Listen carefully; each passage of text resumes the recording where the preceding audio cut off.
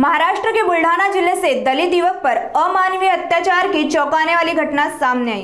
21 वर्षीय युवक को गाय चोरी के शक में 3 युवकों ने पहले जबरन बाइक पर बैठाया और फिर एक के बाद एक स्थानों पर ले जाकर बुरी तरह पीटा। आरोपी उसे निर्वस्त करने की कोशिश कर रहे थे। उसके ऊपर गाय छोड़ी गई और इस पूरे घटनाक्रम का वीडियो भी शूट किया गया। रोहन की शिकायत के बाद तीनों आरोपी पर एट्रॉसिटी एक्ट और अन्य धाराओं में मामला दर्ज किया गया। फिलहाल एक आरोपी को गिरफ्तार कर लिया गया है, जबकि 2 फरार है। शिवाजीनगर पुलिस मामले की जांच कर रही है।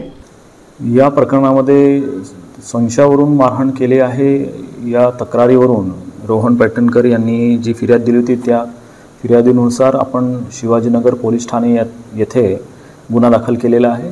सदर गुन्ह्यामध्ये भारतीय न्याय संहितेच्या कलम अंतर्गत तसेच अनुसूचित जाती जमाती प्रतिबंधक कायद्याअंतर्गत आपण गुन्हा दाखल केलेला आहे।